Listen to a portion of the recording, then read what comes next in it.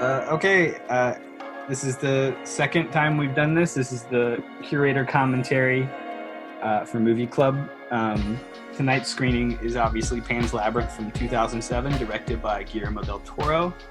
And for the first time ever, on the second episode, I already have a guest star, and that is my friend Gavin Slay, who will be joining me for the entire commentary. Say hello, Gavin. Hey. Yeah, so I actually have been doing a lot of reading on this particular film. I just refreshed my memory on this film last night, but I've been doing some reading. I pulled up this old textbook from my college days when I was studying film. This is the 6th edition of the Anatomy of Film book by Bernard F. Dick. There actually is a little Pan's Labyrinth analysis in here that I'll be referencing just to cite my sources. Also, I have this handy dandy book from Guillermo del Toro himself, At Home with the Monsters. It's got all kinds of incredible art that he uses to as like a reference for his creatures and stuff. So that's also a reference point. And then most recently, an essay entitled Menstruation as Heroine's Journey in Pan's Labyrinth. I've forgotten the author, but I'll link it somewhere down there in the description on YouTube or wherever this gets posted. Yeah, so those are my primary sources for analyses. Also that one Guillermo del Toro movie, it's a YouTube video done by Ian Danskin of Innuendo Studios. That'll be occasionally referenced. So yeah, those are the sources. As an academic who studied film, I feel that it's important to cite my sources, and those are them. Gavin, do you have any other general thoughts about this movie before we get started? I watched the movie and I like it, and that is my credentials. I also have no credentials. I'm not by any means a true film critic in the sense that I actually have any printed works regarding cinema. I just like reading about it and watching movies. And I have a little bit of an academic, I have a minor in film, not a major. So take everything that I have to say with a grain of salt. But yeah, this is a fantasy horror film from Guillermo del Toro in 2007. It is a fantastic visual film. There's a lot going on in it, and we'll just talk about it as it comes up. My film is down here to the right on my tiny little iPad that I'll be referring to throughout the screening. So if you see me looking away, it's probably because I'm either referring to my notes or the film itself. So yeah. Any last thoughts, Gavin, before we get this train rolling? I guess I'll say, if you haven't seen the movie, probably watch it first without the commentary and then come back and listen. Because this is one that you want to get pulled into. If you're watching this film for the first time with us two idiots talking over it, you're about to have a real bad time. Because you're going to have to read the film if you're not super fluent in Spanish and listen to us, and I think that will get very annoying very fast. But if you have seen this movie before, we might say something smart at some point along this 2-hour journey, but probably not, so don't expect it. But yeah, without further ado, let's get this started. So I'm going to hit play on my video in... Oh, I probably should say for the people that are trying to sync this up, I'm on the Picture House logo currently, 12 seconds in, if you're looking at time code, and I'm about to hit play. So I'm gonna give you like 5 seconds to get your video synced up, because if you've not been doing that this entire time, I don't know what you've been doing. But yeah, I'm gonna hit play in 3, 2, 1.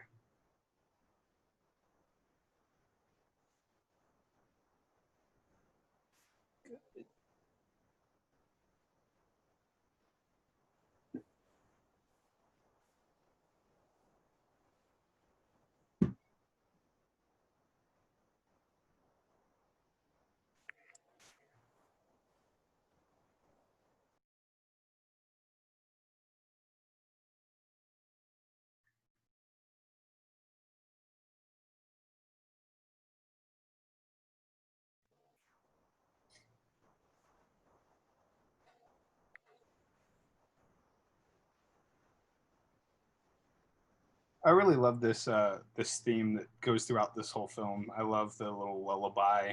I'm not sure what the track is actually called. I don't have the soundtrack in front of me, but I really love this little theme that continuously goes throughout. And I'll shut up so you can read the Spanish.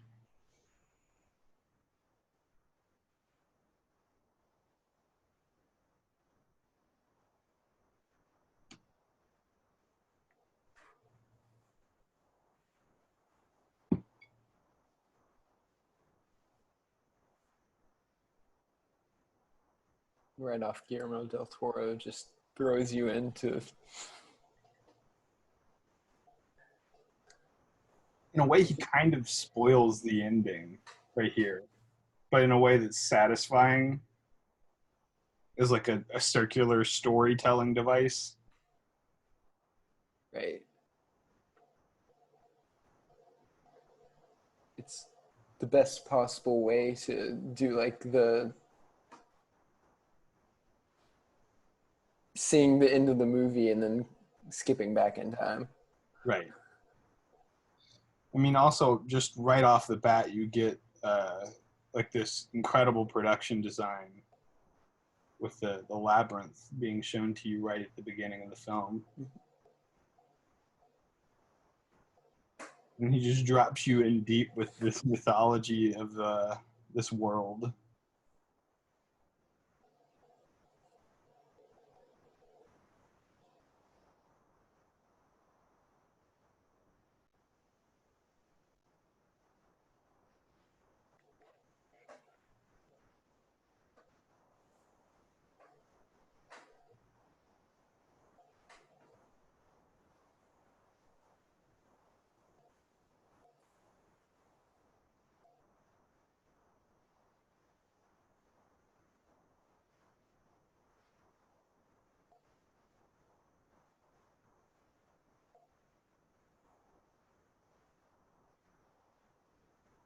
I would be really curious to know what fairy tale exactly she's reading there.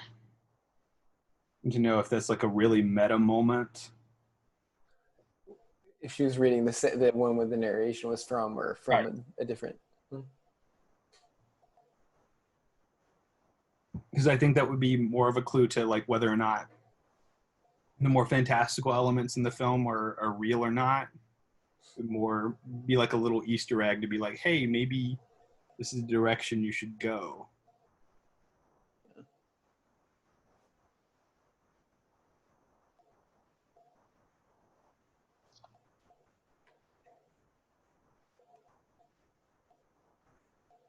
So I remember after watching this film again last night to refresh myself on it, I spent a lot of the rest of the night wondering like, how am I supposed to interpret like the everything that's happened? What am I supposed to believe is real and what is imagined, and does that even matter? Does it matter that it's real or not? Yeah.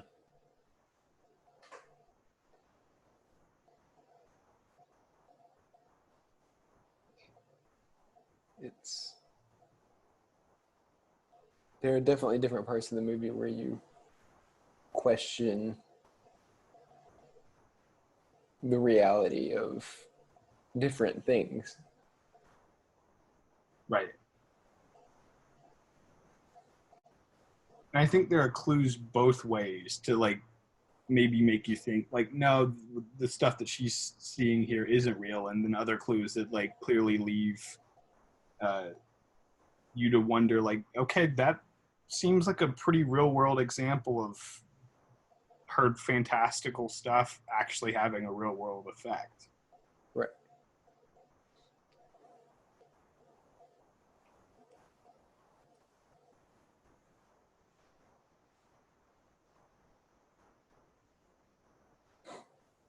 It's like the last word in Spanish that I knew in this film. Zapatos. Okay, Padre, my bad. Padre and Capitan are also fairly. I'm being facetious, of course. 10 out of 10 with the director of photography on this film, Guillermo Navarro, who consistently works with Del Toro on his films. I think even right now, like this early neat little camera pan, so that way there's not like a shot reverse shot. Right. And we're following this little bug that she's already found, so it seems like it's connecting the fantastical and the real world already.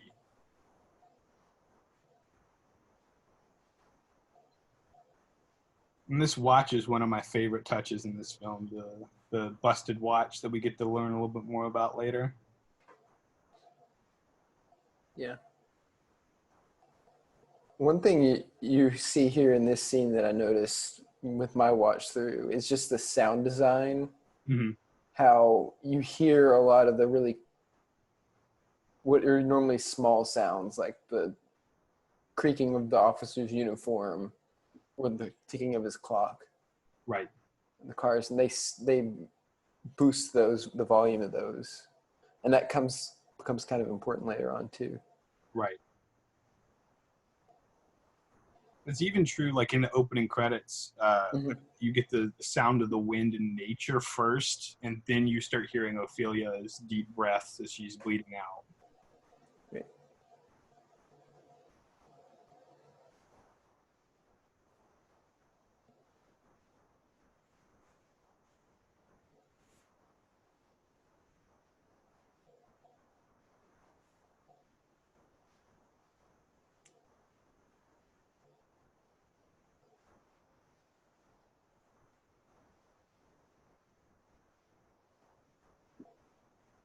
I also love how quickly they introduce like all the main players in just like this one scene. Like you already get to know who all is going to be like connected to one another. You already get the idea that Ophelia and Mercedes are going to be connected for the rest of the film, and kind of a sort of mother-daughter relationship.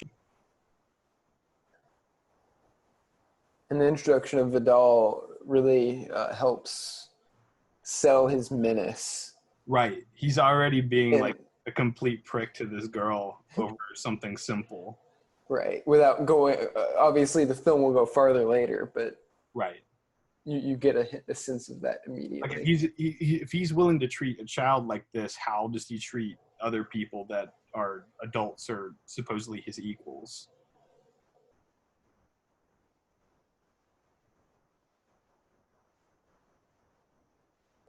Here's the labyrinth.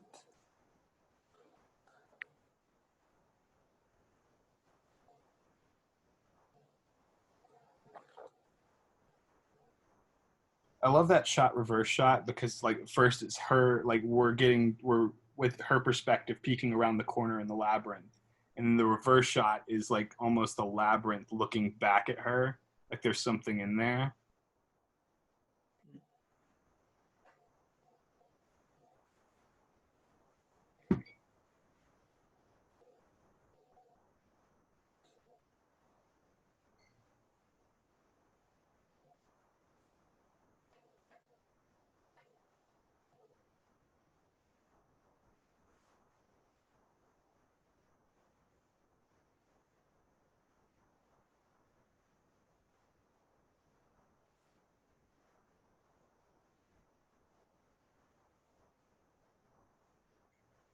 And here, like you said, an immediate connection between Mercedes and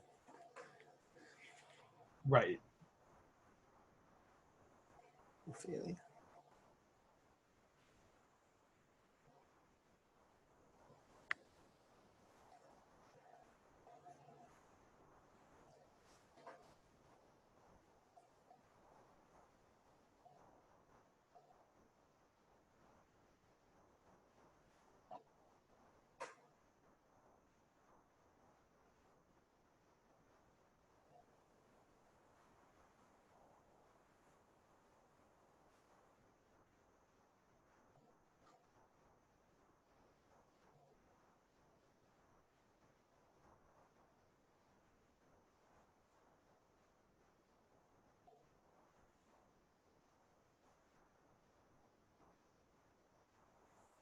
And this is kind of the start of how there are parallels between the real world and the fantasy world. These 2 drops of medicine are supposed to make her mom better. Later, with the mandrake root, it's 2 drops of blood that is supposed to help make her mom better and the pregnancy go well. it's like this really nice little touch early on, and then as you rewatch the film, you start to notice and pick up on these things where it really, like, there's so many elements that are back and forth between those two worlds that are the same in a way.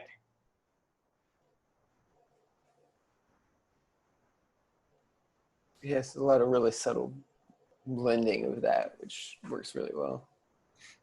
Well, because the essay that I mentioned earlier, the Menstruation as Heroine's Journey, talks about how you can kind of read the film as Mercedes being like the older woman version of Ophelia, and Ophelia being the childlike version of herself, because Mercedes does mention in a couple moments that she used to believe in fairies and stuff like this, and their journeys are both very similar in that they're trying to fix the world that's broken, and Mercedes is doing it in different ways by helping this insurgency, while Ophelia is refusing to grow up, and also is wanting to take care of her mother.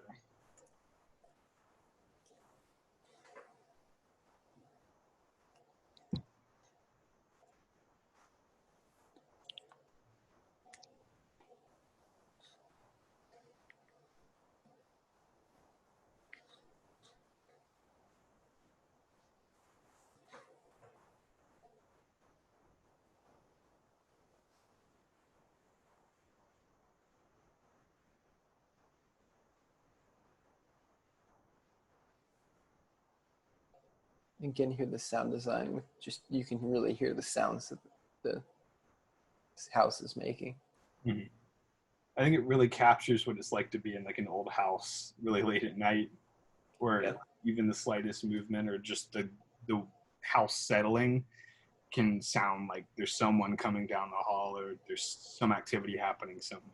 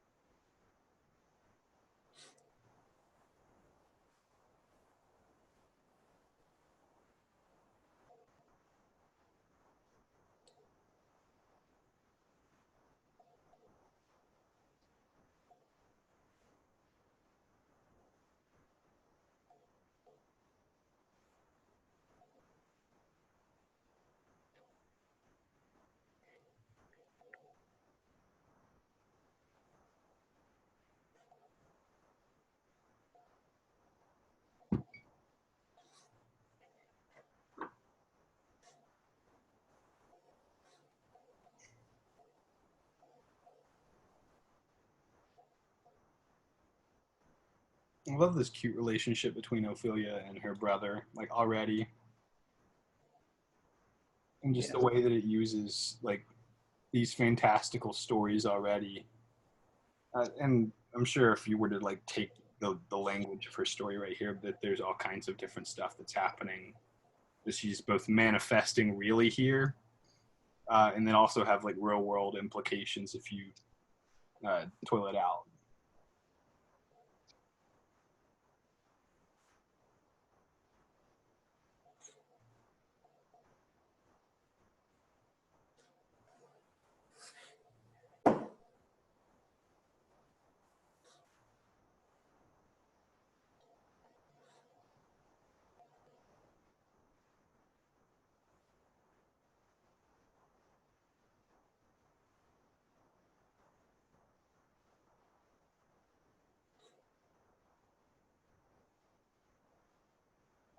That was a really kind of cool actual, I guess, oneer is the term.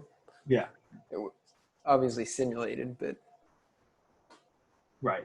Transitioning from her telling the story back to the, or from the real world back to the story back to the real world.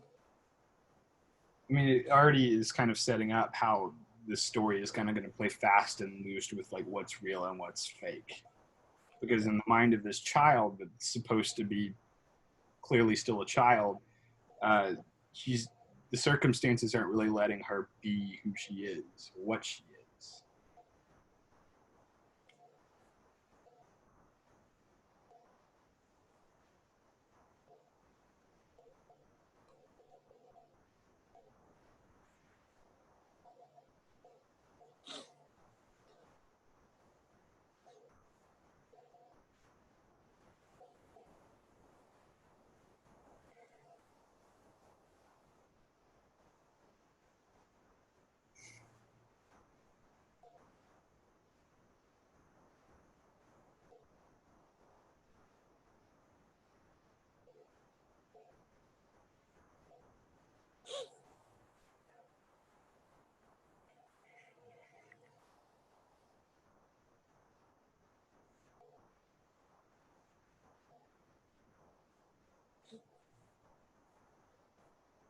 This is where we kind of get like our first real good look at like who Captain Vidal is, and we get to realize like he's the big bad of this movie. No matter what we see later, like he is the villain of the film.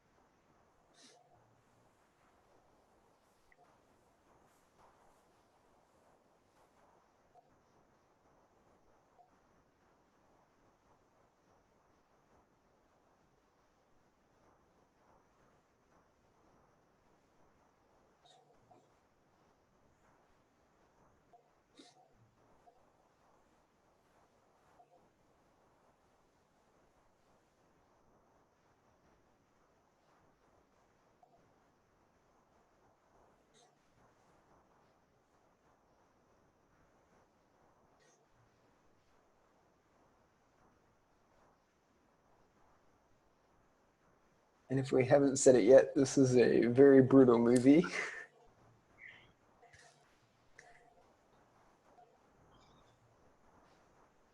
It's also, I think, setting up the stakes for this film because um, most fairy tales and even dark fairy tales, the violence isn't quite this stark. It seems like it's a little. There's typically a little bit more lightness to it, but here people just die, frankly, and they don't. It's always gruesome, and it just shows in comparison with the story that Ophelia is going on, which is a bit more fantastical. That she's living in this really horrific circumstance right now that's not letting her truly be a child.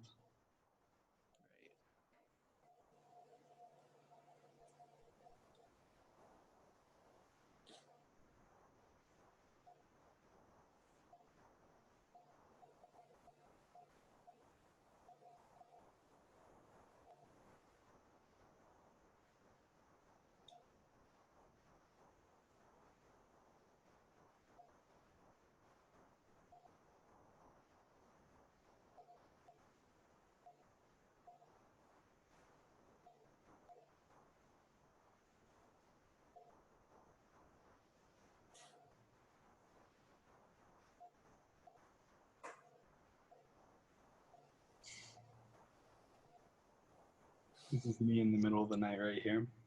Oh yeah. The insects are definitely not my favorite element of this movie, but they're really used in an interesting way. So Right.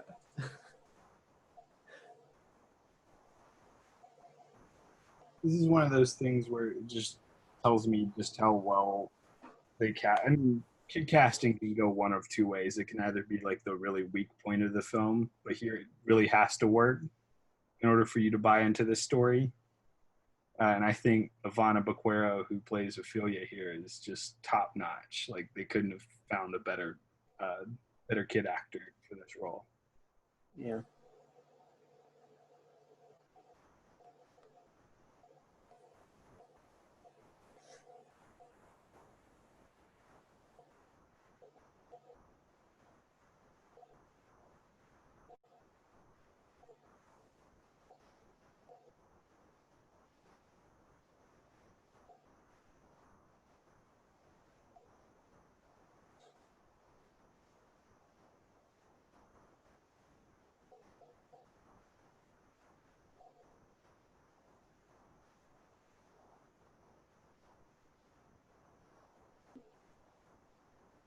And after setting up the stakes with that scene with Vidal, they here in this next scene they really start to introduce the fantastical element.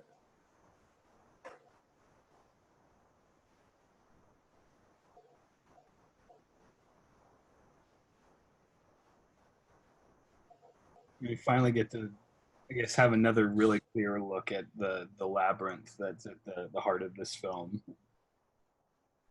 And while I didn't notice it, but I don't believe there's a single scene where she visits the labyrinth and meets these weird creatures that doesn't occur at nighttime. So it could easily be said that like these are dreams, but I don't think Del Toro wants us to like buy into such a cheap cop out answer. Right. Especially given the end of the film, where even though it happens at nighttime, it still clearly is. Some of it, at least, is very real. Right.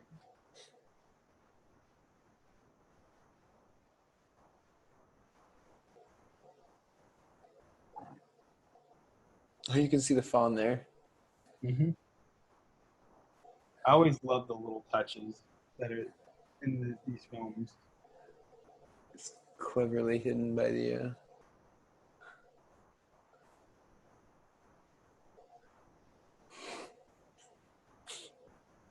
That's my favorite translation of the whole movie.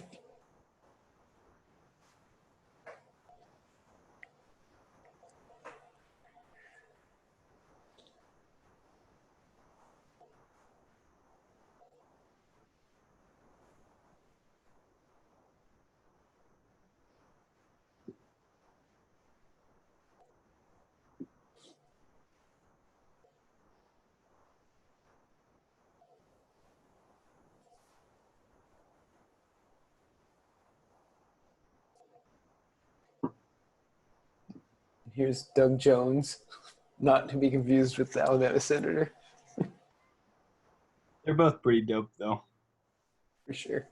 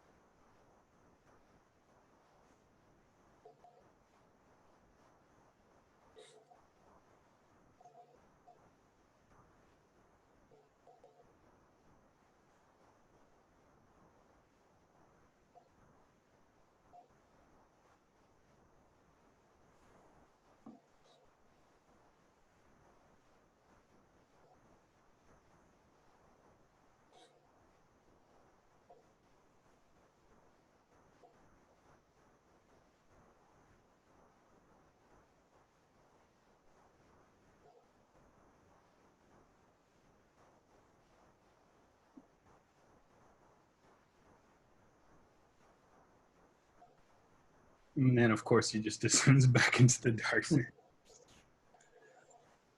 Yeah, Doug Jones does a really good job of adding the really unsettling element to something that could otherwise be really just, well, like a fairy tale kind of. He brings like this uncanny. It's crazy that it's like a real human person in those creatures. Absolutely. But like he brings this uncanniness where you're like, there's something weird about this that I don't trust.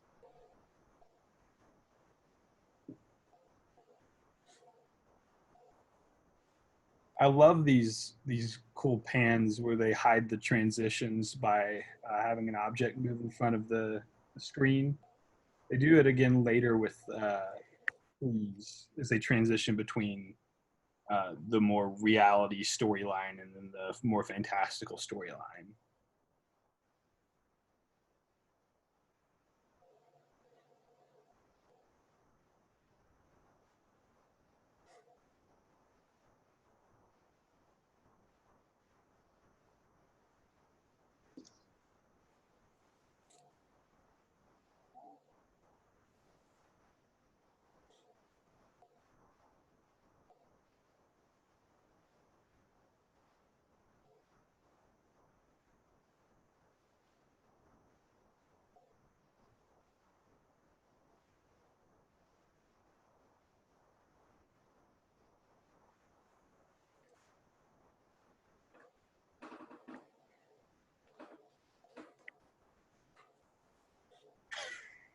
I love this scene with the women in the kitchen.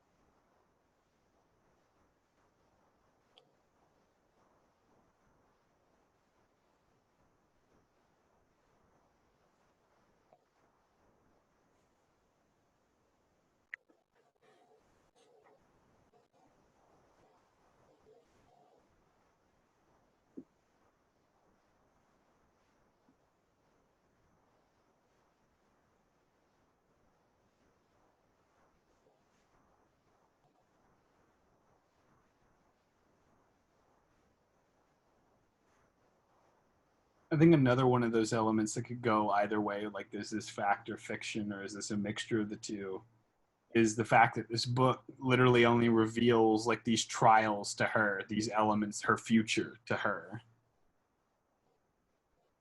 Yeah.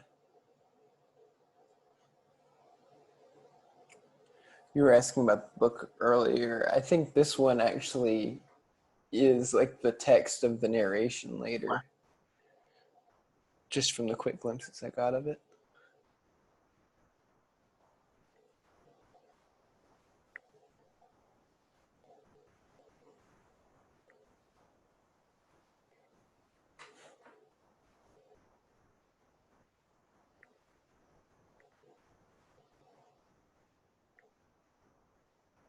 I love this little thing. It's such a simple cutaway, but it sets up something that's really important later in the film.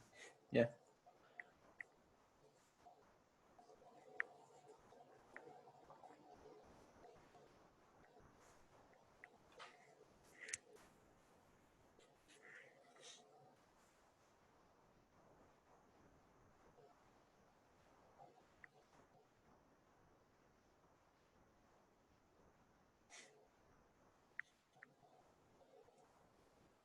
Some great foreshadowing.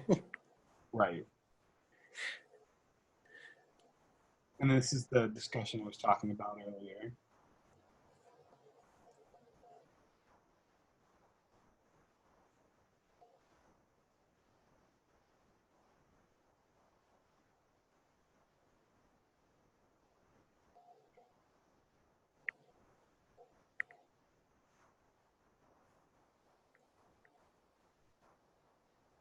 Another great bit of foreshadowing.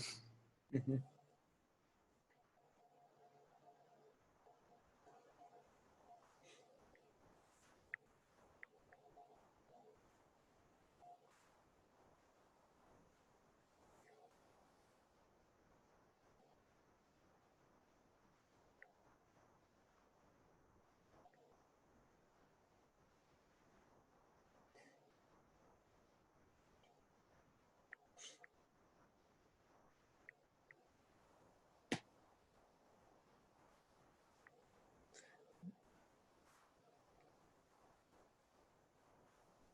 This is when you start to get hints of, I think, what Mercedes is doing in the background.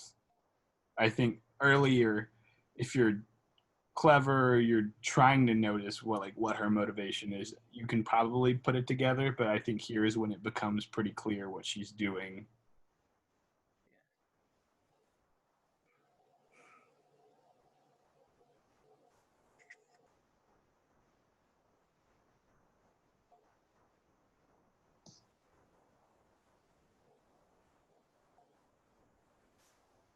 And that's the tree transitions that I was talking about. You're about to see a lot of them in this scene right here.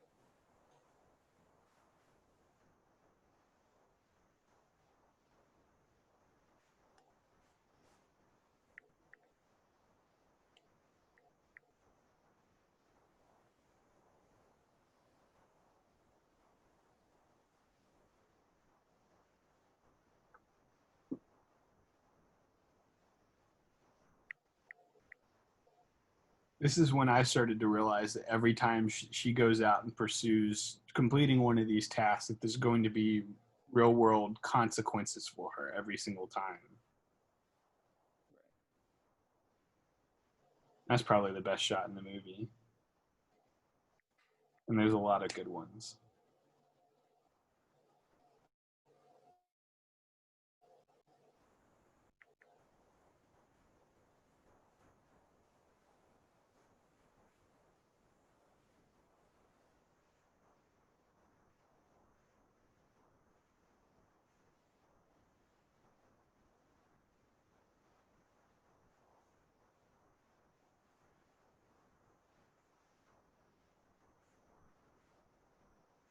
Yep. Not a fan. Not. Yeah. Nope. This is one of the parts where I have to look away frequently. It's not as bad. Pretty much, I rank things like, is it as bad as that scene from the King Kong remake that Peter Jackson did? And if Well, it's I'm not familiar with that movie, so. so, there's a scene that was originally going to be in the original like 1930s King Kong that they couldn't figure out how to film, so they cut it out of the film. And then Peter Jackson, being like the film that he is, wanted to put every one of those scenes that they wanted to film in the movie back in the 30s in his remake. That included when they all those people fall into the cavern during the dinosaur fight when they get knocked off a log. There's like giant, massive bugs that are like as long as buses, including spiders and snakes and centipedes and all kinds of stuff like that. It's it's horrifying.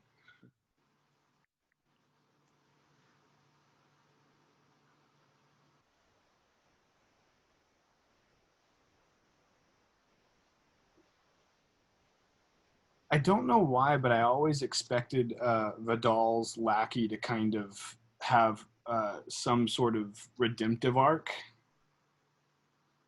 Did you feel the same way?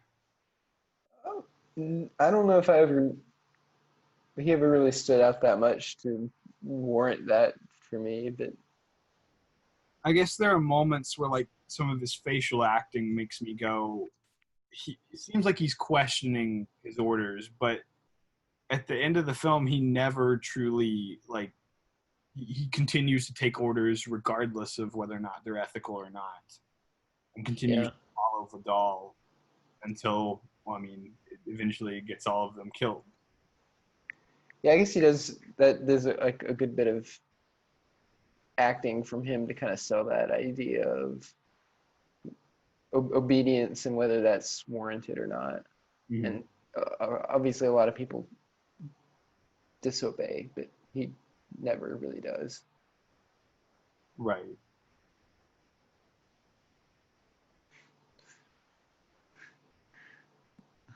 I was expecting like him to start singing something from Les Mis right there in that shot. It does kind of have that feel, like the music is starting to swell, and you really think like it's gonna drop away, and he's gonna sing like the first note of this. Like, do you hear the people sing? It would fit. It is a movie about revolution. Mm-hmm. A failed revolution too. Yes.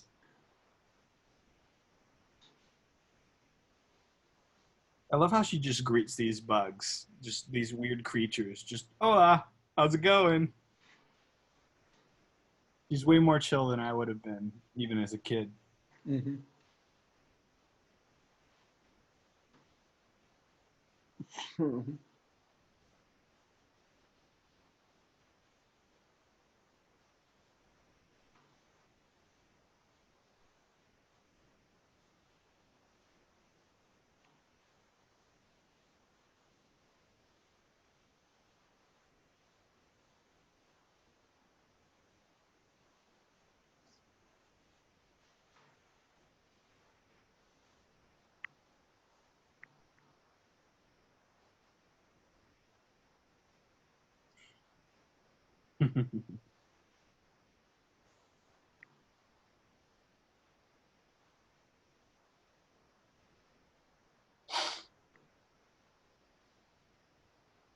I feel like this is one of the grossest non-human things in the film. Yeah.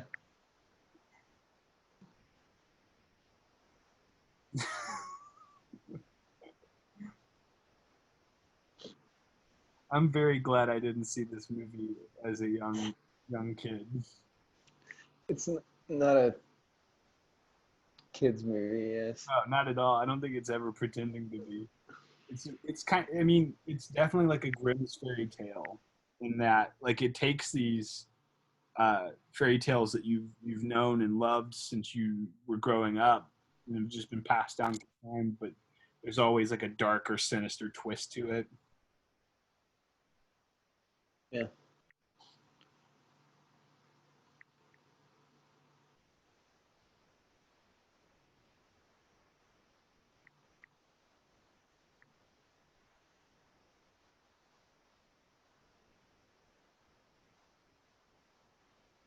That was an interesting transition there because it was almost there was more color and more light in that tree than out here in the, I guess, real world, Right, because which here is she's returning to like the real world where like things are pretty dire and people die and all kinds of stuff. dresses get ruined. Yeah, and her dress is ruined, and she's going to have to deal with the consequences of that.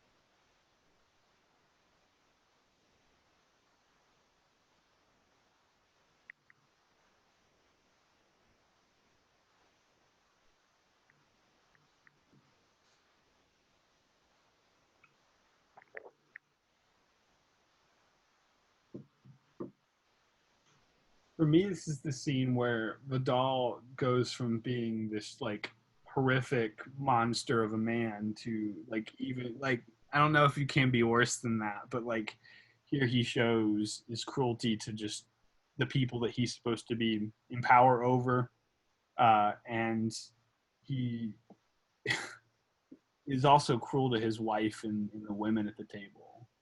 Yeah. There's no one that he connects with or even tries to connect with. He's only married to this woman because he wants an heir. Like, that's literally the only thing he cares about is what she can provide him, not how he. There's no give for him. It's only a taking relationship. Right.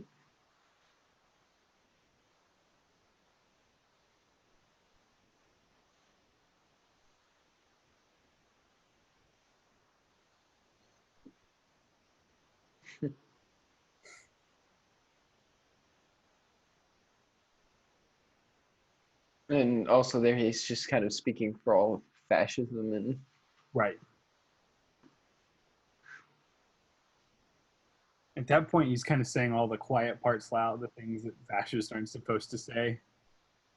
They're supposed to pretend at least somewhat that uh, the system is good for everyone. Yeah.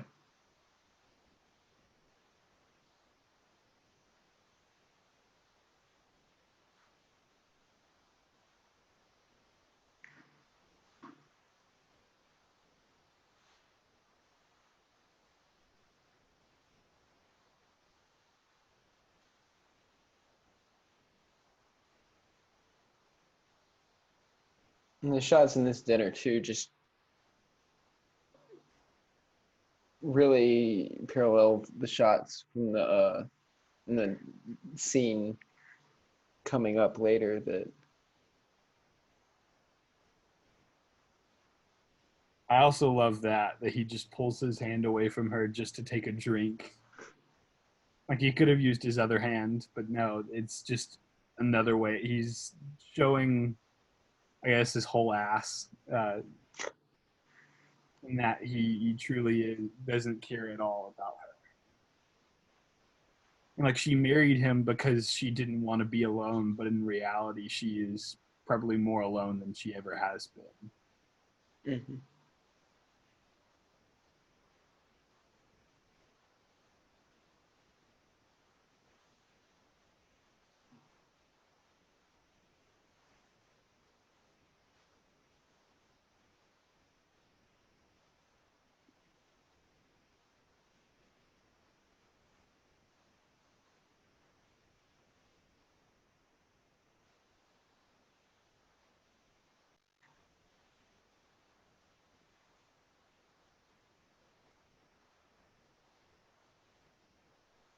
What a shitty thing for a father to do.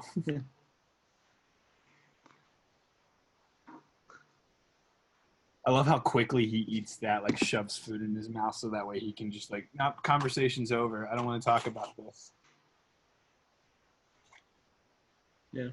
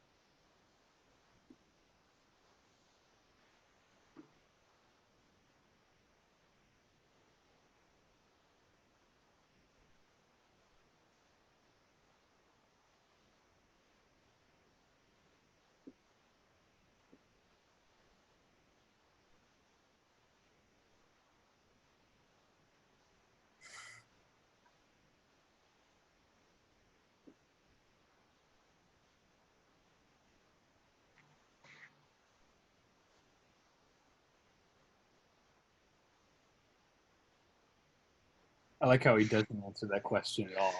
Yeah. It's again just some great foreshadowing at the end of the movie. Right.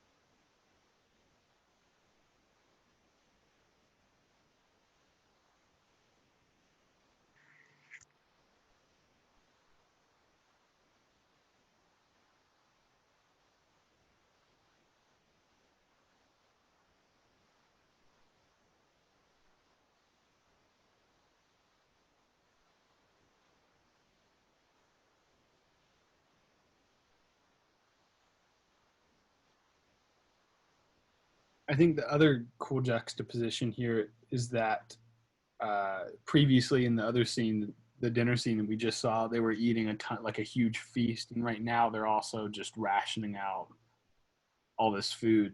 So these other people they have power over, they're treating as less than and not deserving as the kind of food that they get to have. Right.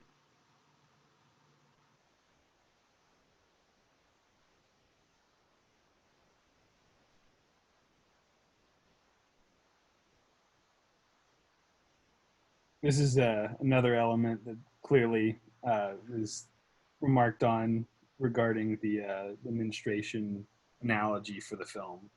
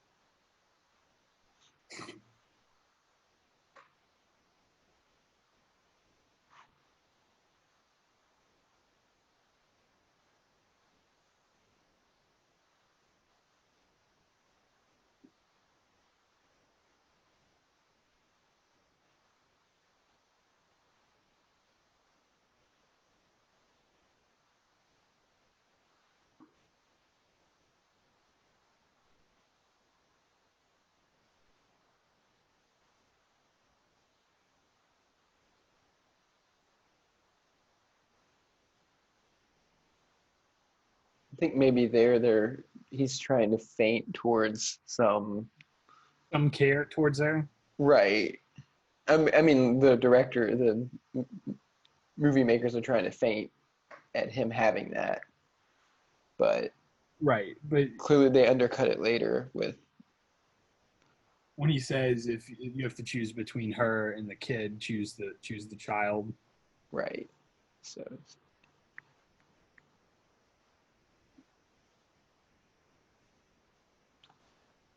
for most of the movie, they really just sell him as uncaring, and that's like The one moment.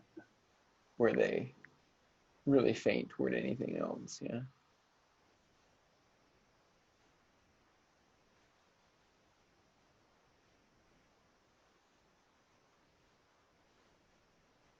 What's interesting here is that we get a nod that like Ophelia is like maybe she might be living in this fantastical world, but she's also the most perceptive of anyone there. Like she's already realized what Mercedes is really doing, and she kind of gets a feel for everybody's like true character before anyone else really does. Mm-hmm.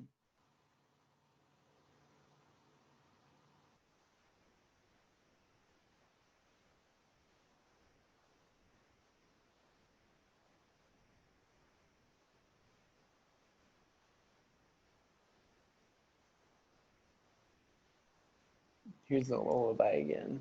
Yep. It gets threaded through the whole story.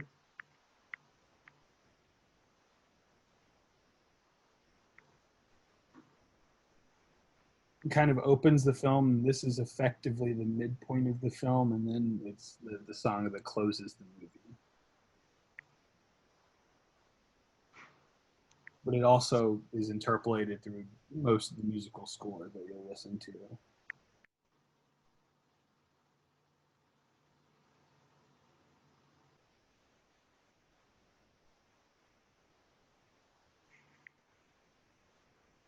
I love the way the camera moves right here because I remember watching this movie for the first time and being like, "Oh crap, she's about to get caught." It really does set that up perfectly, just to get her background. Right.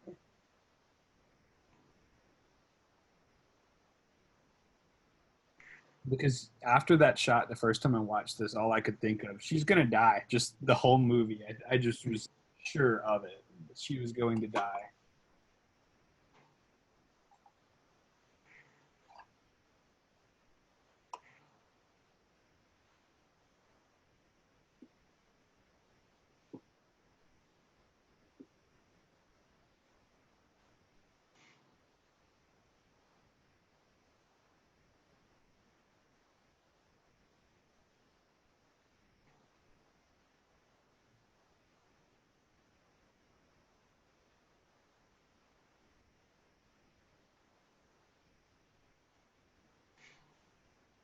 I love how right before she says, "My brother," there's like that question mark in your mind, like what's her relation to this person? Especially with like the way that she's like holding him. And she really doesn't have to say brother, so you know that You're like, it's cool. familial, not romantic. And even if like this isn't one of the first Del Toro films you've seen, if you've seen Crimson Peak before, you're like, that doesn't necessarily take anything off the table, now does it? No, no.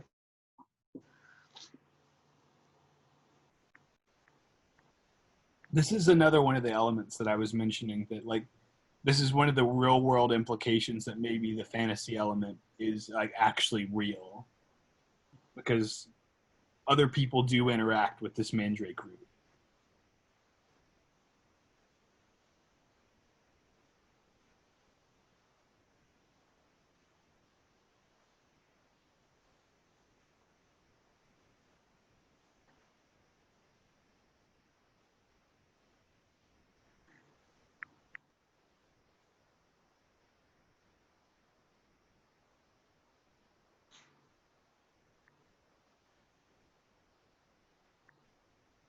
Not being human is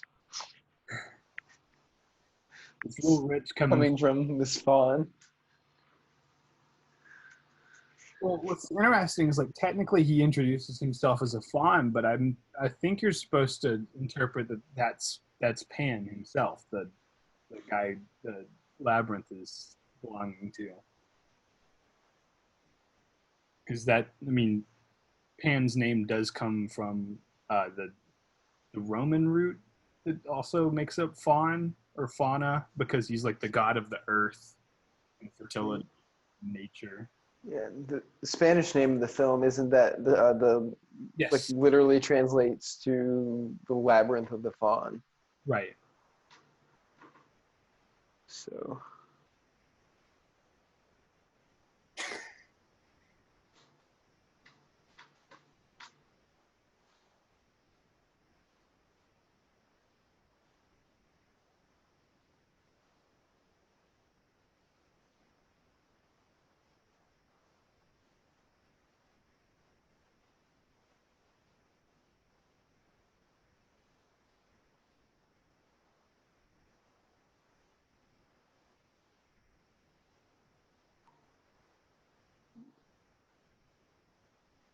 What's interesting is that this is one of the scenes where you kind of expect gore and it ends up pulling back.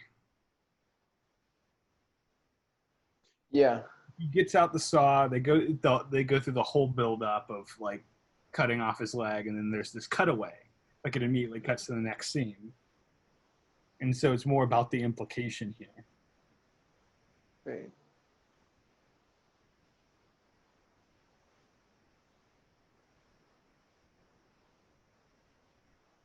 This is just a kind of nice moment where he takes a second, just needs one more moment just to prepare. Mm-hmm. It's just like a really intimate moment between those three characters right there, the doctor and yeah. There's a cutaway, but it happens just a little too late too. It's a cutaway in more ways than one.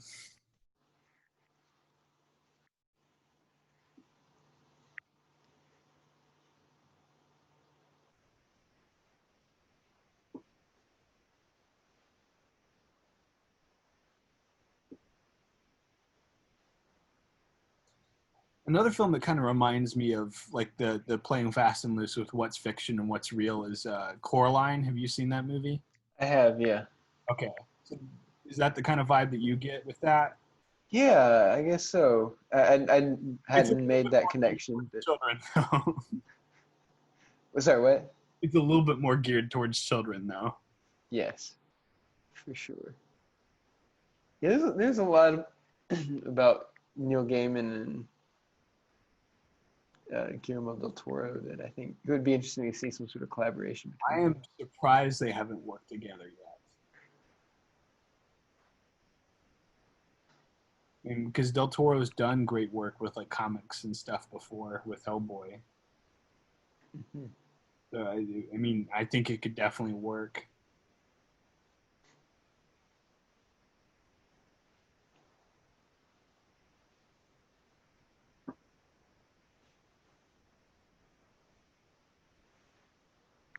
Here you get a lot more color again, kind of Yeah, thing.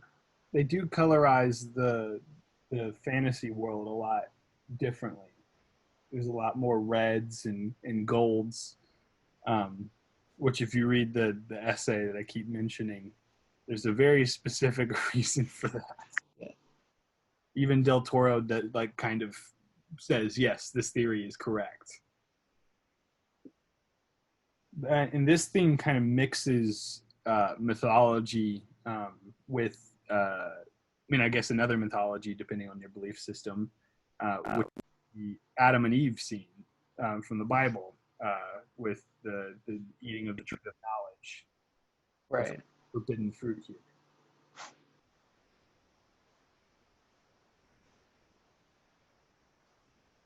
Del Toro also plays with what some might call, now I've lost the word.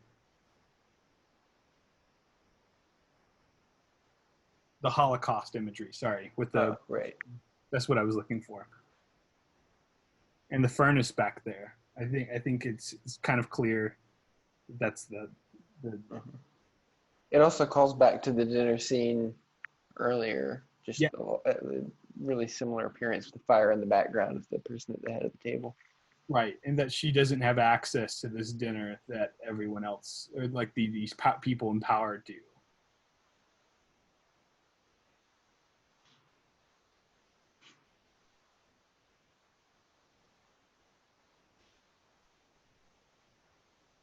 And what I love that, like the whole purpose of those fairies being there is that they're supposed to show them the way, and nope, Nope. it's not the right door.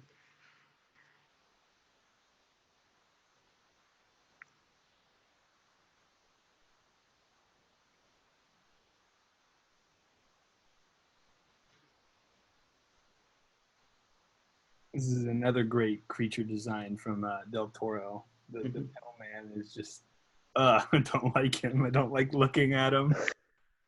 I believe he's also played by Doug Jones as Yeah, well, so he really gets.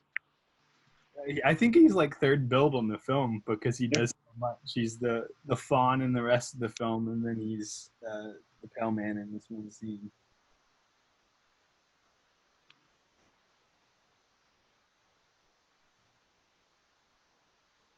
And again, Ivana Baquero has a lot of really good acting here, acting against things that are clearly computer generated. Right.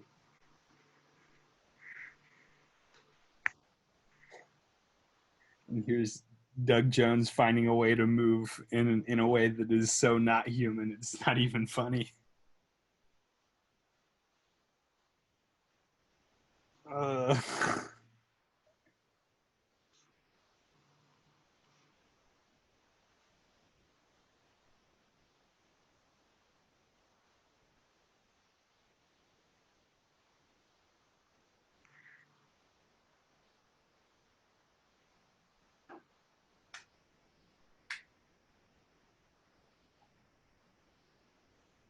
in one way, I think you could view these as like the angels that are on your shoulder that are kind of like supposed to give you good advice,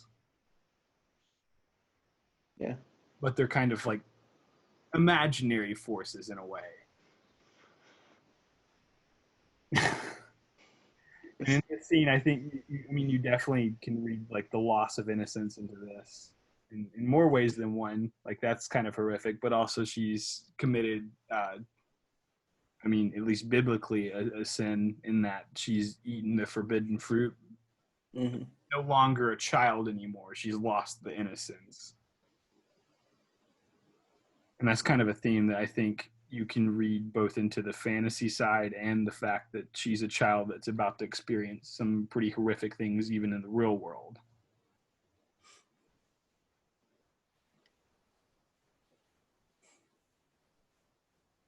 Watching that door close for the first time really messed with me.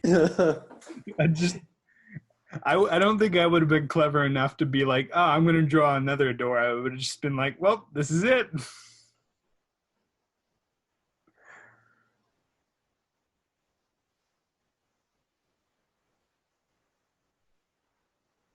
I also don't know if I have the same, like the upper body strength to do what she's about to do.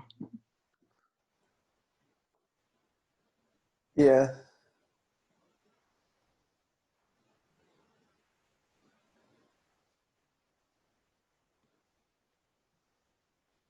Oh.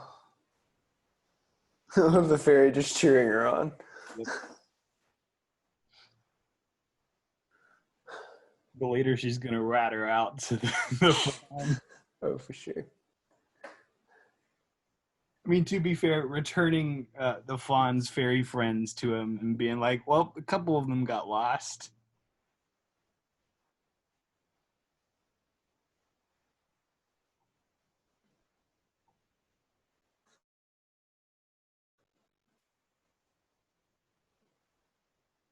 I love the way that the woods look, like especially in the daytime, like these little particles. I guess It's another example of where they're not like really muting the colors right. like you'd get a lot at the mill. Well, I think most of the horrific stuff happens at nighttime, and then a couple of the like really awful things at least happen in like a secluded, dark space. That's true.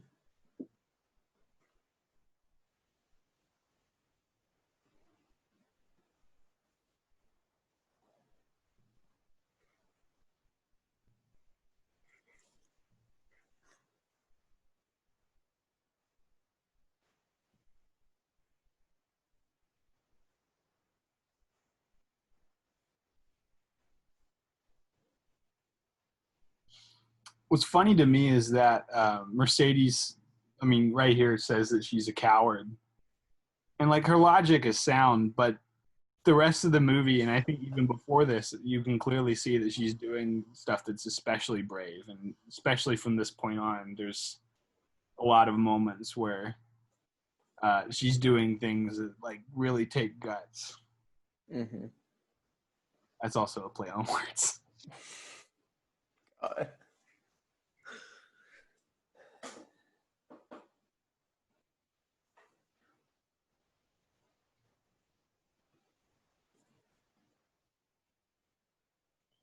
I've only been shaved once with one of these razors, and well, it's an interesting experience. I don't think it's ever something I'll replicate because I don't know. Yeah, it's I scary. think I saw so too much Sweeney Todd at a young age, and now I can't do it. Mm.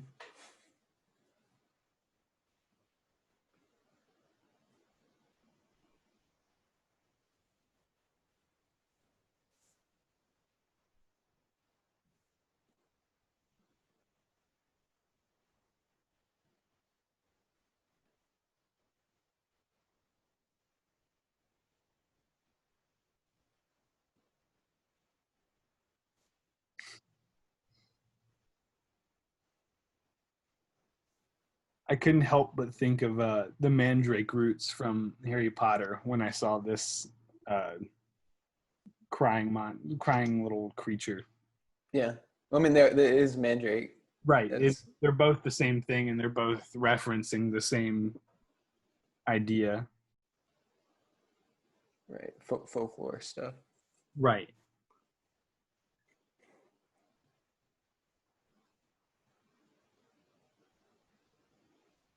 And again, like you said before, 2 drops here. And this is one of those other like analogies where she previously said she didn't want a child, and yet she's here taking care of this mandrake root, literally giving blood to give it life.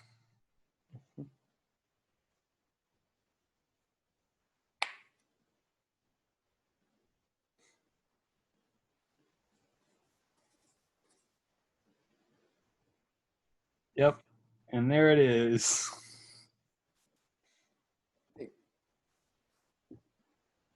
Official confirmation that this guy is just not. He's just a bad dude. Just a bad dude.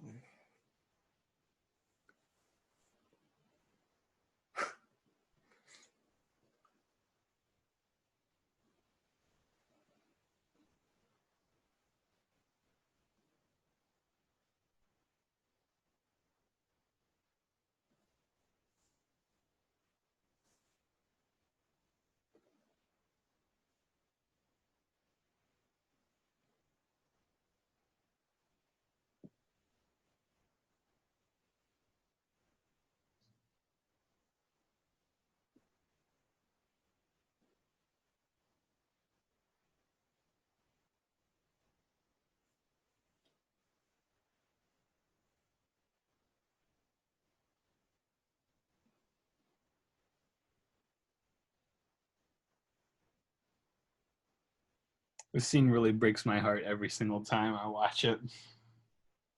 Yeah.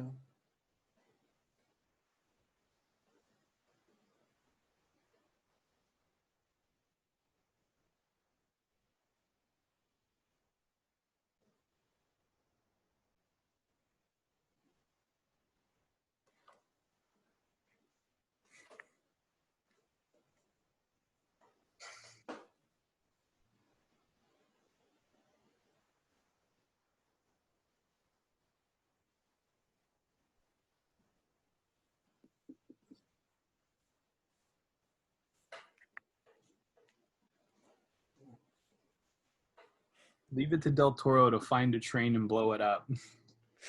Also, if you didn't get that Vidal was evil, he just is basically standing there in a evil guy costume.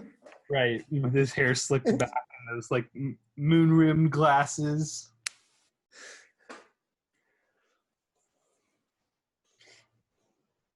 I love this line too, where he's like, "They didn't steal anything; they're just trying to waste our time." Mm-hmm. Just trying to once again like uh, say like this insurgency is insignificant to the grand scheme of things.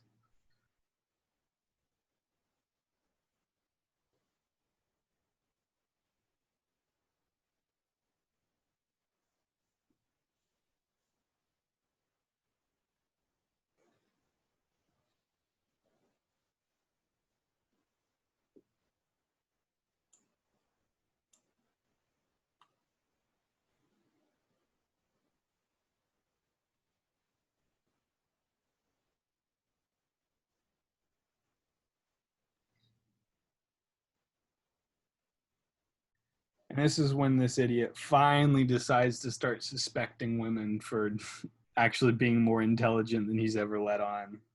Mm-hmm. Oh, they should have at least taken the lot if they were going to just leave it there. The Right, the insurgents. taking it so that way they didn't leave any evidence behind.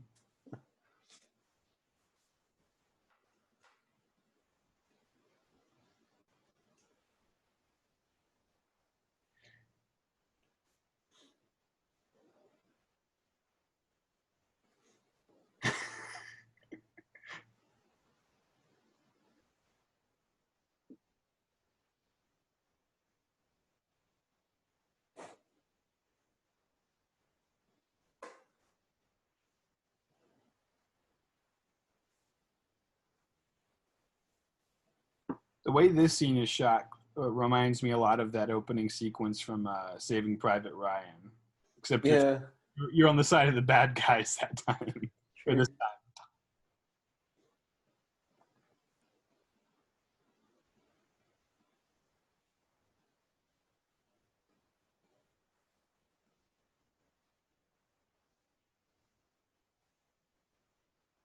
Del Toro did a really good job of showing chaos but keeping track of where people were. Right. I think he does I that. like that scene. Yeah. And it's mostly because I think he's using like at least what looks like to be mostly one continuous take, Mm-hmm. with the camera continuously moving around and the action happening around it.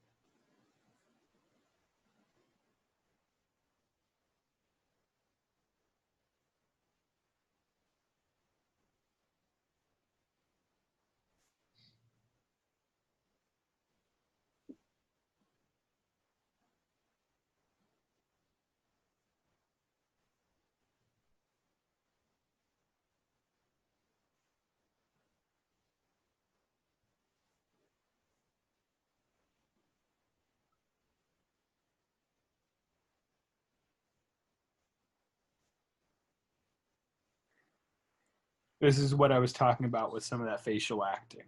Mm-hmm. Or seeming like he is having a crisis of conscience. But he still goes through with it. Right. And so in the back of my mind, it was like, is he going to turn at some point? And it just never ends up happening.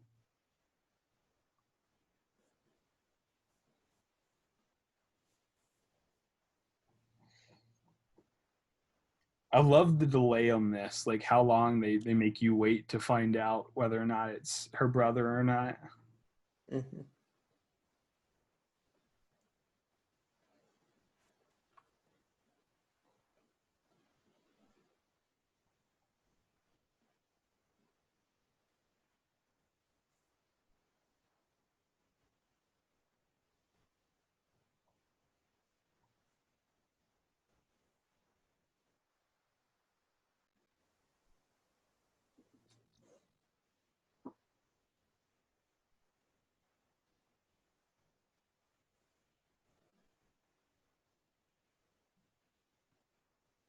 That shot seems like right out of the ending of The Godfather.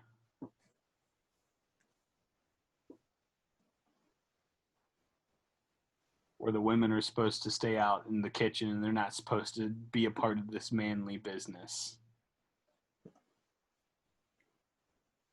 That's another one I haven't seen. So, I don't really have anything to say about it. it's okay.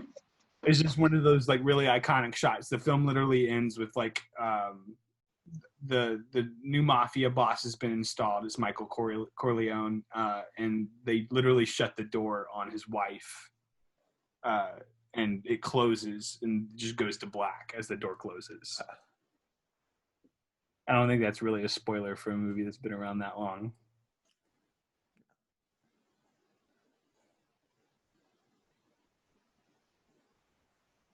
Another shot of the medicine bottle here. Yes.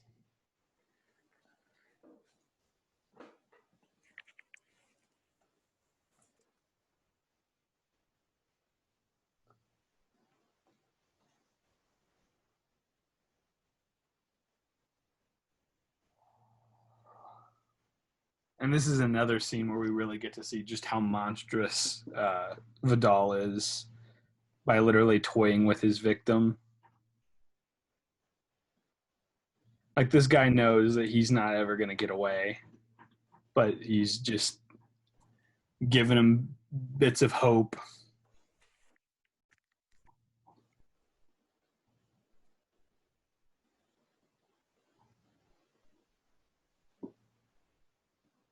And then proceeds to show him every single weapon he has in his arsenal to get information out of him. Yeah. It's not even one of those montages where the torturer shows all their tools, and he's basically saying, I'm gonna use all these on you. Right. Not, I might, or if you don't talk.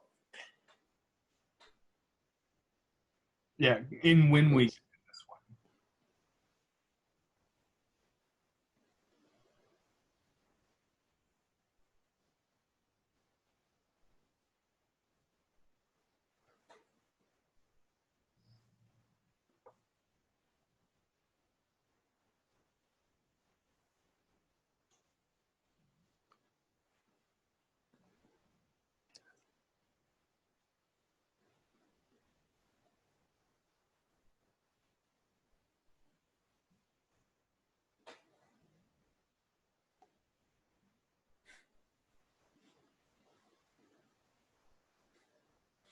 I guess you find out later that there's actually a little bit of truth to that.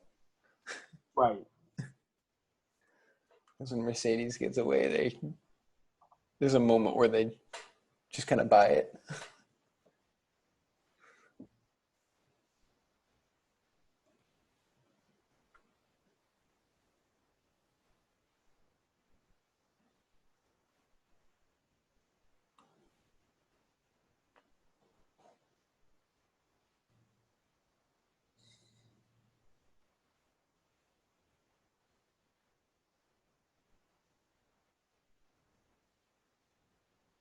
Mm.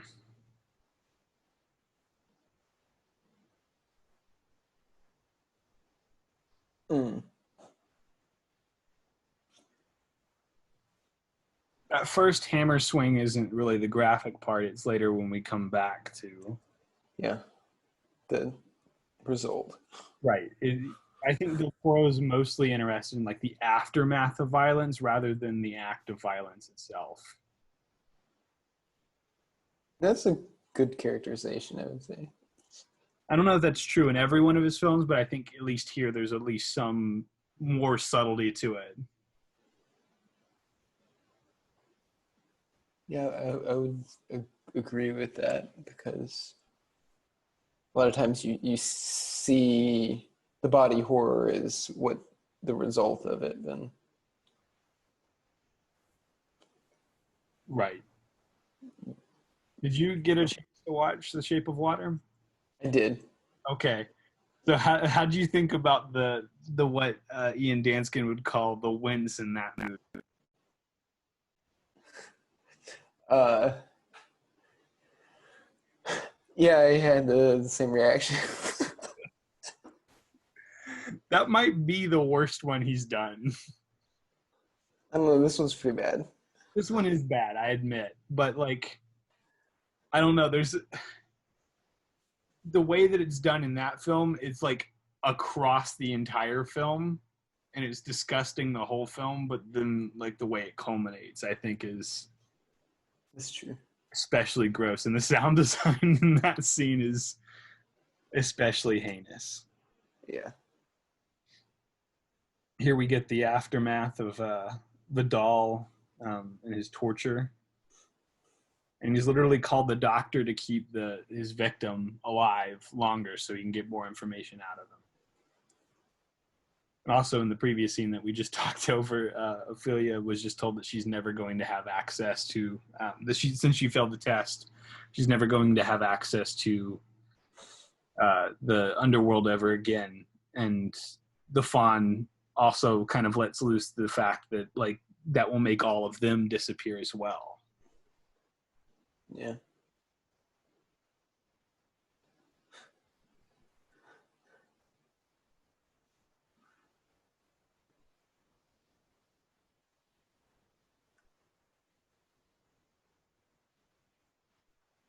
I like how that's the moment where he starts suspecting the doctor because Right. it seems like if he knew what those were, he would be able to have already put that together. But Right. I guess that goes to show that Vidal likes to pretend that he's extremely clever and like a really good admiral, but in reality, he has made some severe lapses in judgment with the company he keeps.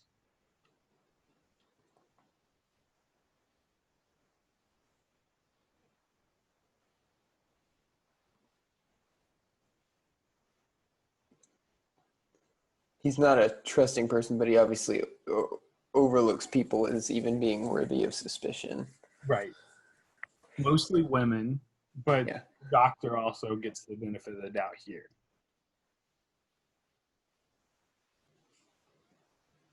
I love this little moment right here with the medicine that will kill this guy.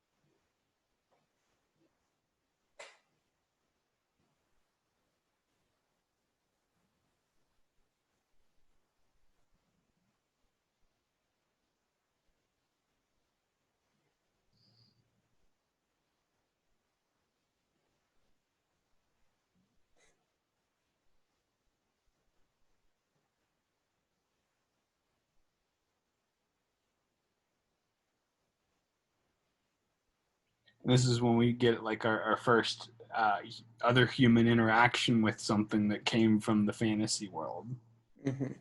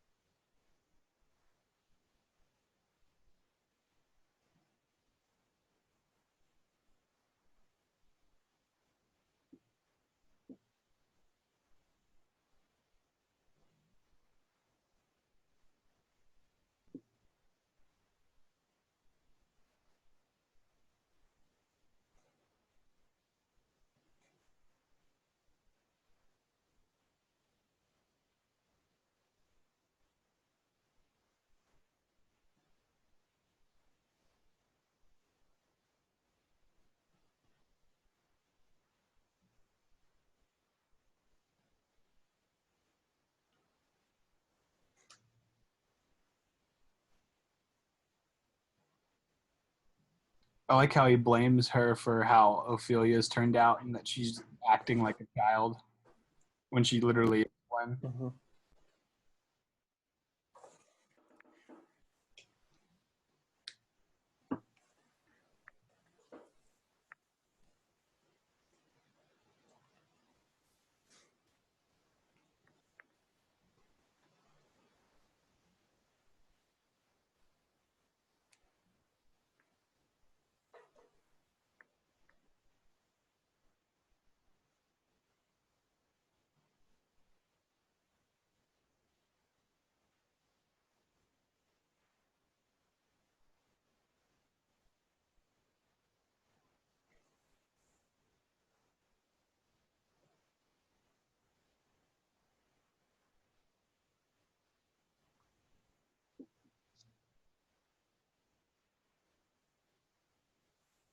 And again, here with the interaction between magic and the real world, Right.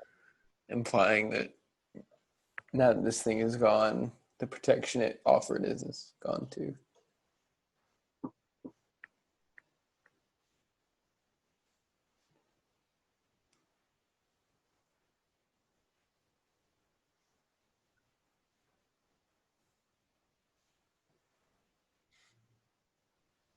And here we have, I think, one of the first instances where someone disobeys a direct order from Vidal. Mm-hmm. And he just literally can't comprehend why someone would do that.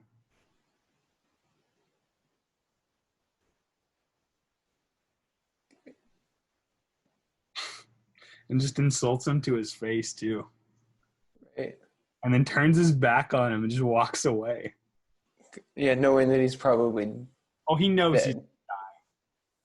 And yeah, but that line that he says too, the just obeying without question, is one of the themes of the movie too. Right. And it comes back to, again, like you said, his lackey there who does just obey, even Right. if he has questions. What's interesting here is the doctor gets one of like the least graphic deaths, but also one of the like most noble deaths in the film. Mm-hmm. Like he dies doing the right thing for the right reasons and supporting the right cause. Yeah. You also get some really nice parallel between like the magic story and the real life story with the person or thing that has been treating the mother and keeping her alive is killed, and Yep, that's another. pretty much immediately as they're needed. Yep, that's another one of the illusions that makes it a bit hard to differentiate between what's real and what's not.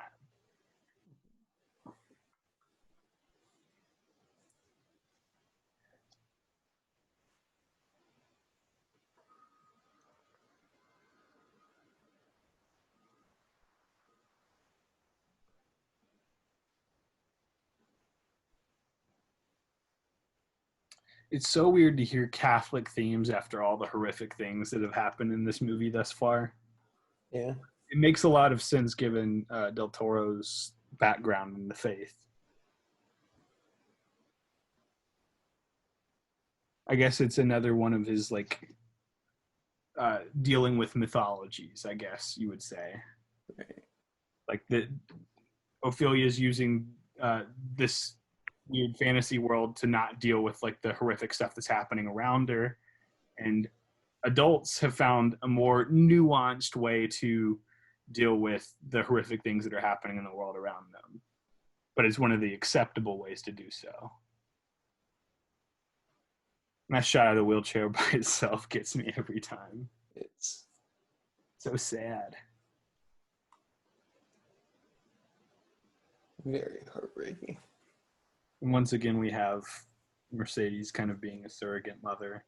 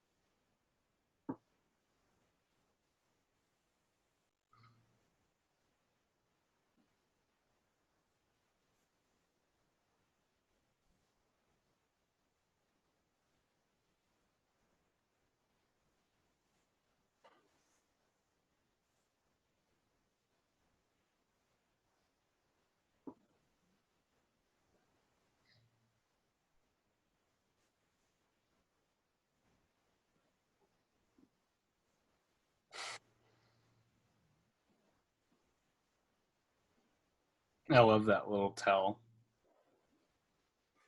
where he's just toying with her yet again because he loves doing that with his prey. Um, just showing to her that he already knows who she is, but wants her to believe that she can get away.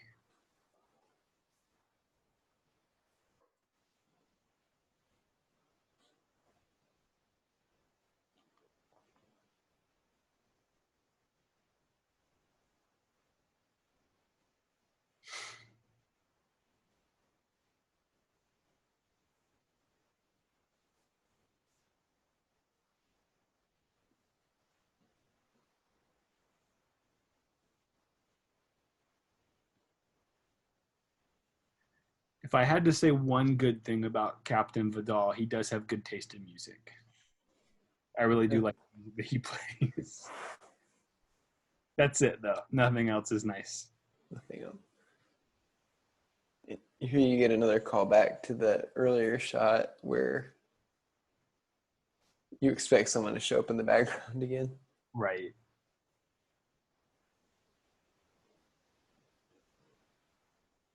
But you don't.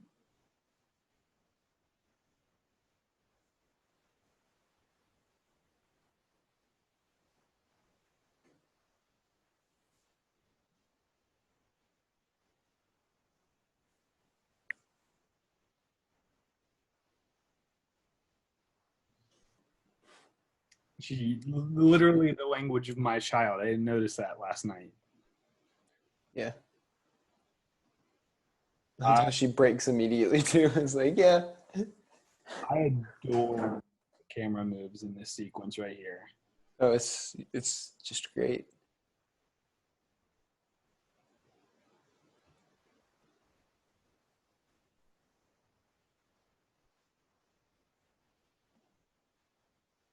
Just the way the umbrella's right there. And then she turns. Yep.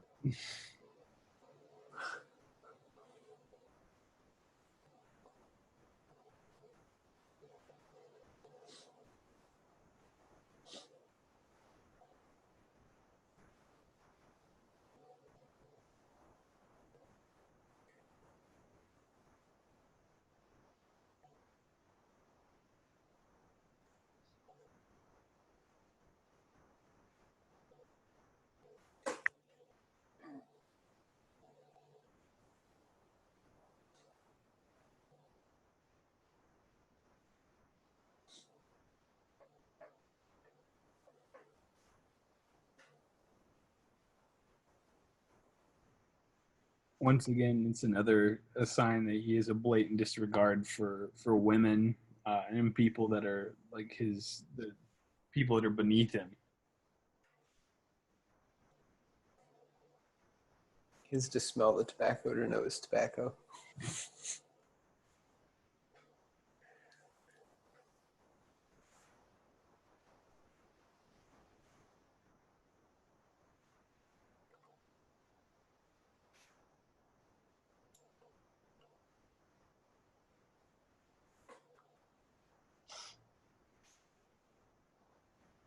This is the moment that I was kind of talking about.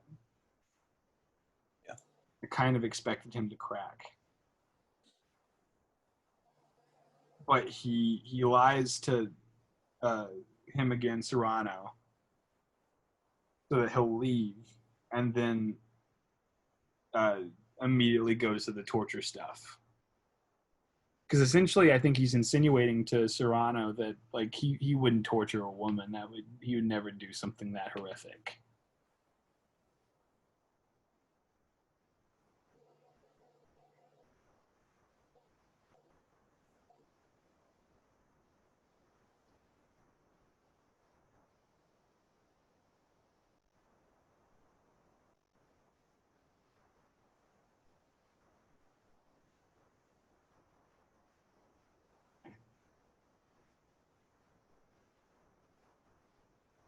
And here we have the wince.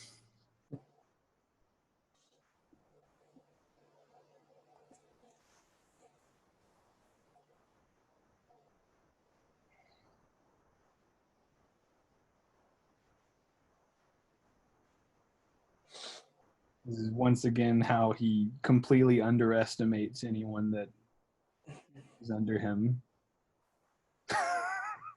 He is jokered. Yep. And this is when I couldn't help but think, like, oh, remember when she said that she was a coward? Yeah, no. Not at all.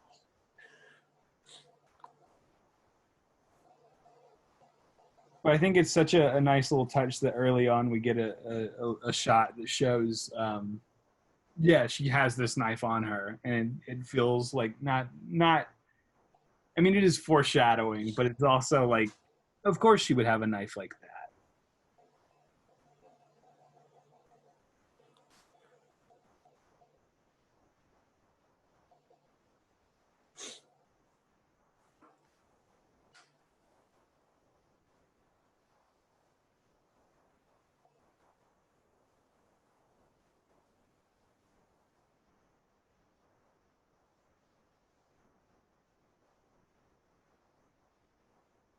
I can't imagine what it must have been like for the cam op to have to run up and down these hills and really still beautiful shots. Yeah. They do a good job.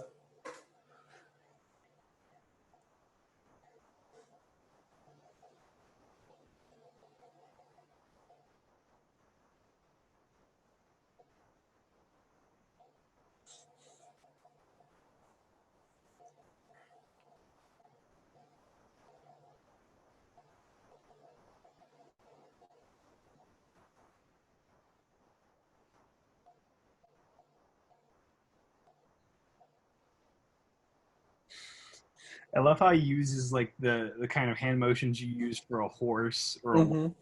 Be like,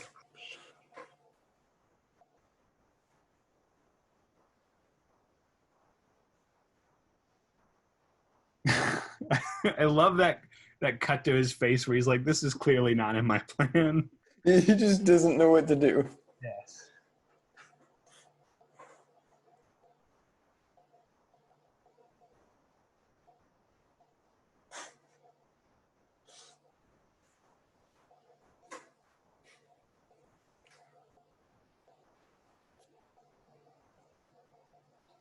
But I love how they use the bodies of the soldiers to transition between the shots there. Mm-hmm. It's subtle, but it makes the cuts not quite as jarring.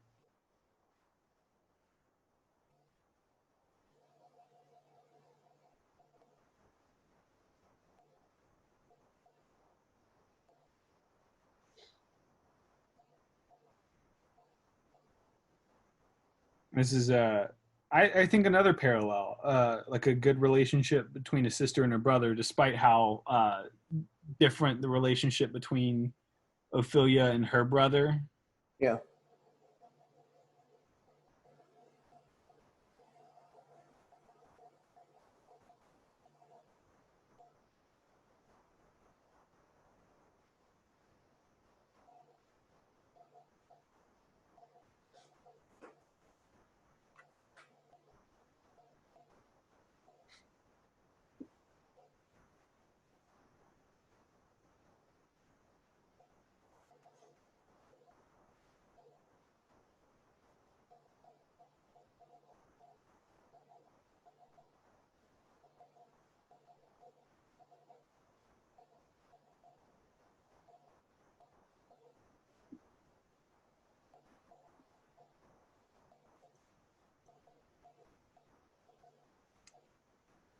I don't know about you, but the first time I watched this, when he starts talking about bringing the brother to the labyrinth, all I could think about was the imagery we got with the Pale Man earlier, where he's Mhm. children. Yeah, they do some good job foreshadowing too, because the first task she got the key and had to use that in the second task. In the Mhm. second task, she got a knife. Right. So clearly, that's important to the third task. Right. Well, it's also So it's of like it's clearly not. Sorry, no, you go ahead. I was gonna say it's just clearly some.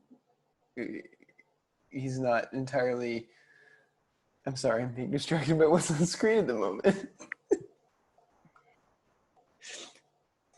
The brother's clearly in danger. Right. But also like the tests are kind of this progression of like a key's pretty innocent. You don't know what it does or what it represents. And the knife is a progression to something. Clearly, there's an element of danger there. So the third task clearly is a step up beyond that. Mhm. Like, the first task, there wasn't really any danger. The frog was kind of just there, didn't want to eat her, just wanted to eat bugs off of her. But the second task, there was like a real threat of her possibly dying. Yeah. Escalation. Right. That scene that we just had where he's sewing his scar shut is another example of where the sound design really popped. Like you hear everything. Honestly, I think if you were to mute the film, it wouldn't be nearly as hard to watch. Yeah, probably. I mean, that is the old thing, especially in horror movies. Oftentimes, jump scares. What really gets you is the sound design. It's not typically the visual stuff.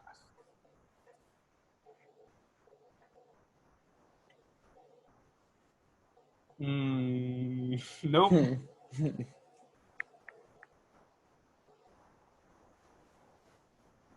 He goes back from work. Well, you're gonna need some alcohol to fix that problem.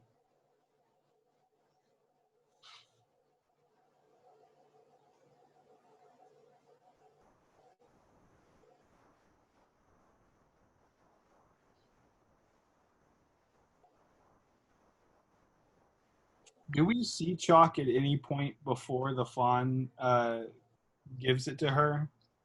I hadn't noticed it. I mean, because earlier when he's working out his battle plan, he uses like these little pegs. He's not drawing stuff on the map. Right. It might be somewhere, but I haven't noticed it.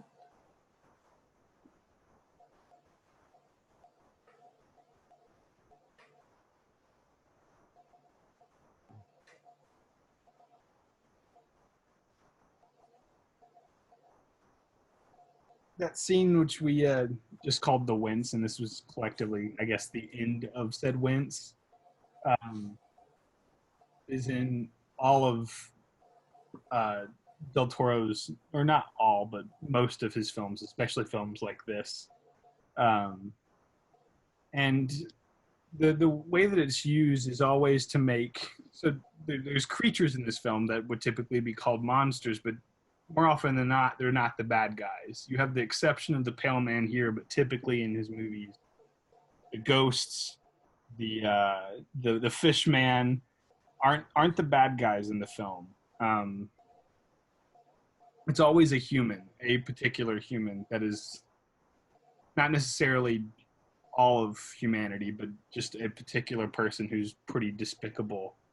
And there's always something in these movies that end up taking that human and dehumanizing them, making them look more monstrous. And that's what Ian Danskin calls the wince.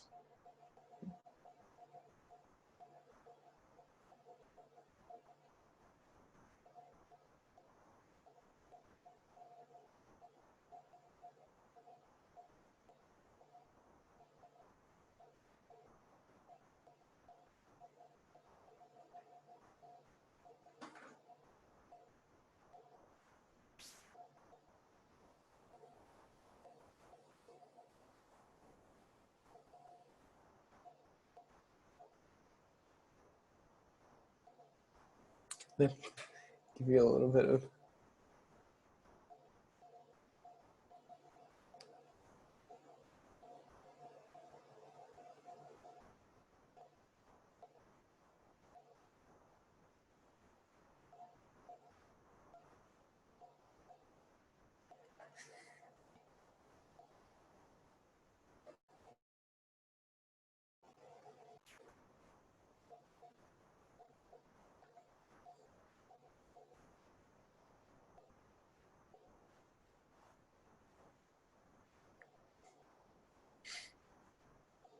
Yet another example of him underestimating a woman in this film,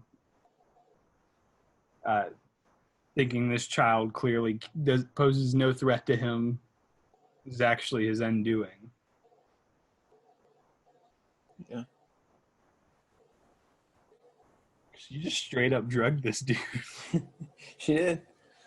Not enough, apparently, but I mean, to be fair, he looks like he's built like a horse. that's One of those things, fair. with a tranquilizer in it, and it just keeps wandering around, stumbling.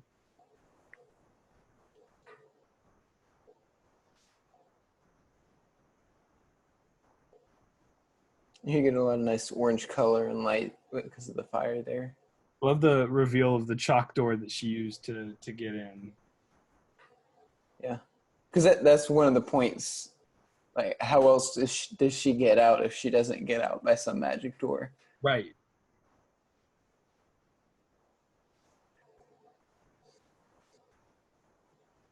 This is another scene where, like, I think there's clearly some magic at play with the fact that the maze literally rebuilds itself for her.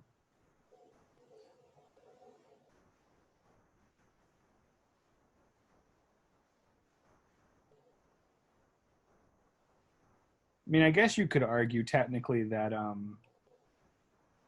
that is shot through her eyes. Yeah. The only reason I might say that it's not I don't quite buy that is that this is a one. She runs off, walls reform. You see his. To the right, it's him. He just misses it. So, yeah, there's room to be like, yeah, it's in her head, but also there's that. If that hadn't have been done in a one, or if that had been done in two separate shots, I think you could easily make that.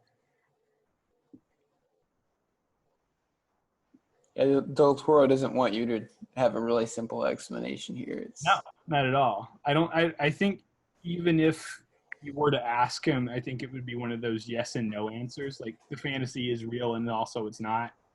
But who are we to say what is real? Since the whole film is from essentially the perspective of a child, who are we to say that this isn't real to her?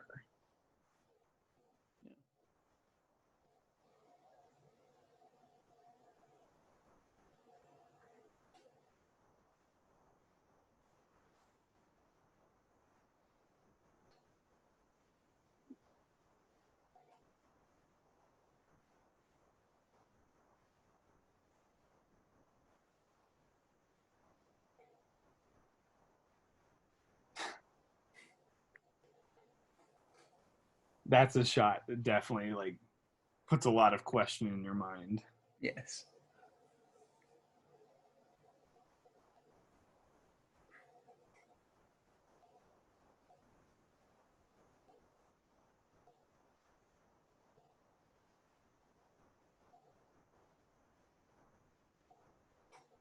And you're hearing the lullaby in the background there.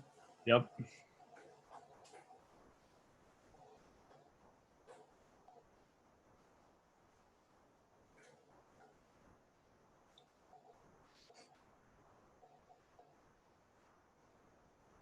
Her death is also not super graphic, if you can call it a death, which Yeah. I think that part is not very arguable.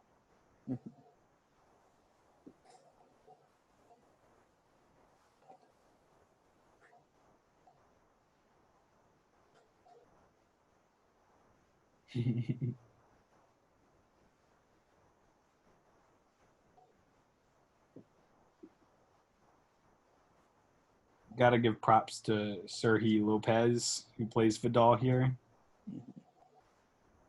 God, he's just so fun to hate in this movie.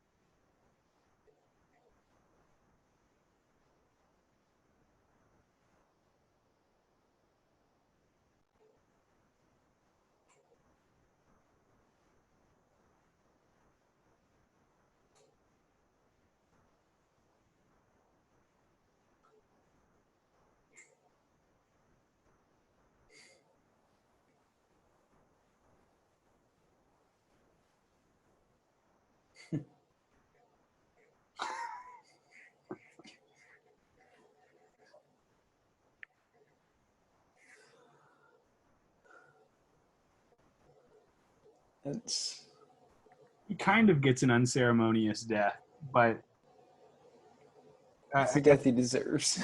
Yes, he doesn't deserve an honorable death or any death really in the like a battle or anything. He doesn't even get that. Like his father at least died on the battlefield, whatever he fought for. He dies at the hands of people he's wronged. Yeah. Utterly alone against all these people that have fought for freedom.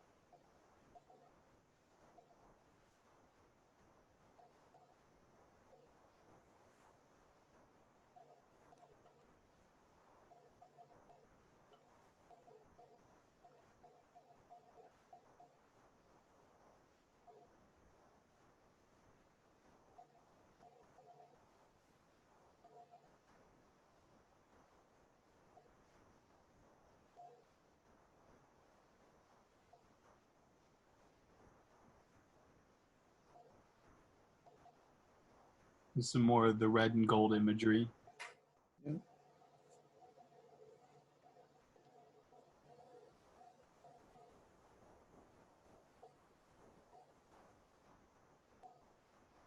Like literally the most color in the entire film. Right. And some of them like actual beauty instead of like the kind of creepy pseudo beauty that you have through a lot of the movie. Of course, the queen there looks like her mother, so. Right.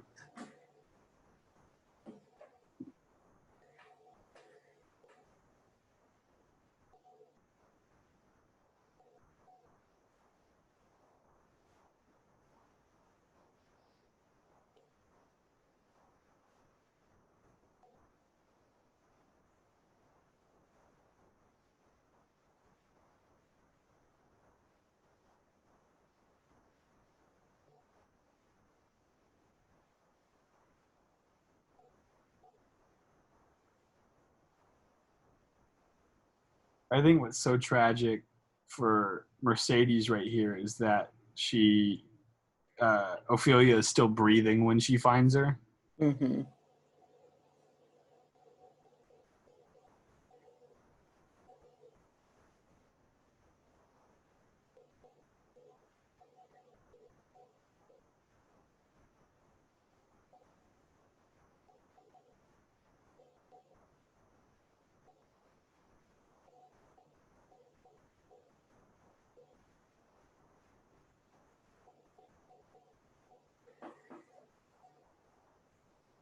I really appreciate this kind of epilogue right here because Right. it may not answer all of your questions, but it does kind of give some explicit evidence that, like, at least there is some reality to what we just saw. Mm-hmm. And that, ladies and gentlemen, is that movie. I'm not going to try and pronounce the Spanish because after 4 years of Spanish, I still am garbage at it.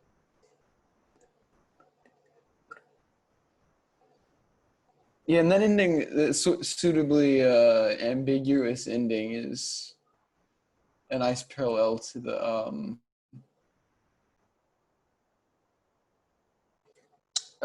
fight that the revolutionaries kind of endured in Spain. Right. Because Franco, this is set in 1944, and he was in charge. He ruled Spain until 1975. Right. So effectively, they do still lose the war, but They still lose, but the fact that they chose not to give up. give up, or not to just blindly obey, meant that it was a victory, at least in like for a personal victory, I guess. Right.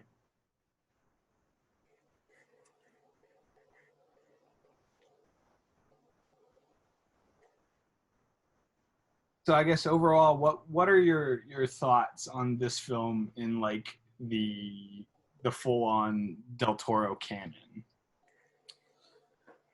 Like, Um, favorite, or is it just one of those? I mean, all of his films are really good. But I think it might be my favorite. I haven't seen all his films, but from what I've seen, I don't know. I just kind of like the themes of this one, the way it intermingles the magical with the reality, right, is just really nicely done. I do sort of think at the end of it, it doesn't matter, like whether you think that the magic is real or whether you think it's just in her imagination. At a certain point, it doesn't really matter. right. I kind of like that ambiguity. Yeah, I was thinking about it last night when I was looking through the films that I do own of his, because I own a couple. I own Mimic and this one, and also The Shape of Water, which, depending on the day that you ask me, might be my favorite. I just really enjoy that story. I think it's one of those ones where it's much like the movie Her, for what was for me back when that film first came out. Like, if I were to explain the plot of The Shape of Water to just the average person, it would sound pretty stupid. Like, Right. mute woman falls in love with fish man. It seems Yeah. like those weird articles you used to read in the tabloids on the way through the checkout line in Walmart. Uh, but it's so much more than that. It's such a really cool film that once again is another period piece, and I think that's one of the things that Del Toro is really so good at, is capturing uh, a place and a time that well. Yeah. And Shape of Water is interesting because it is like where this one has some magic but also some ambiguity. Shape of Water has less magic or less fantastical stuff, but it's also almost more of a fable than, or more like an archetypal story, I guess, than this one is. Right. at the same time. So it's... Well, I feel like Pan's Labyrinth is, in many ways, a feminist Grimm's fairy tale, because so often, at least stories that are kind of constrained to the hero's journey per se, don't aren't are pretty much always anchored by a male protagonist. And here we are in the shoes of a girl child who is trying to figure out her place in the world in the midst of this horrific civil war. Right.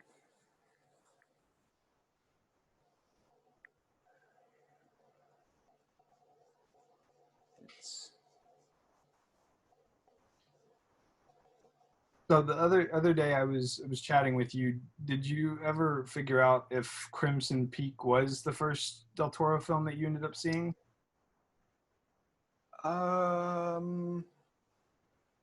It might have been. I think it was. We watched it in theaters, right? Yes. So And I didn't see Pan's Labyrinth till later, and I didn't see Shape of Water till later. right, Shape of Water would have come out. So I think it probably was my first Del Toro film. No, I may have seen Hellboy first. That might be it too. That's a good one though. Mm-hmm. But for our audience, whoever is listening, if anyone's listening, Gavin and I think, kind of both discovered Del Toro probably around the same time. At least with Crimson Peak discovering more of his original works. And we were lucky enough to see that little weird film in theaters. I guess talk about that experience for a second, Gavin. I don't know how much I have to say about it. I mean, it was definitely interesting because, if spoilers or minor stuff for Crimson Peak, I guess it's sort of similar in that it's a Del Toro theme, I guess, that, you know, there are monsters and ghosts, but there aren't necessarily the villains of the movie. Right. And just, I mean, it's not exclusive to Del Toro, but it is. His take on that was really interesting, because you go in expecting kind of a gothic romance horror movie, and it's got those elements, but it's much more. He doesn't just make a really quick, easy movie with those elements. He actually takes the time to build a story out of it and have interesting characters. Right.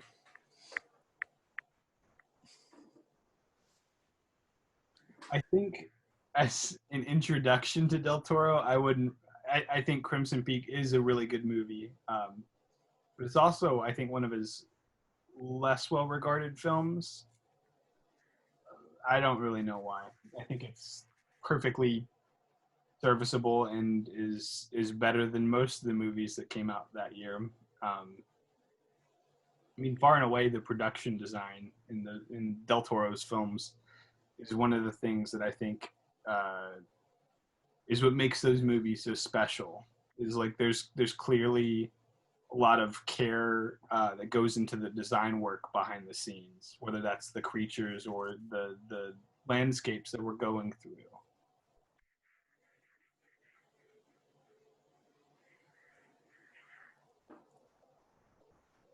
Yeah, Del Toro does a really good job of making just getting beautiful shots out of,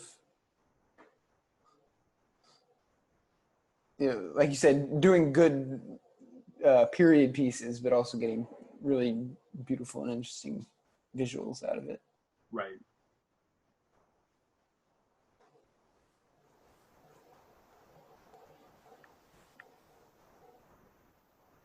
Well, that's about all I have to say about this movie, since the credits are over.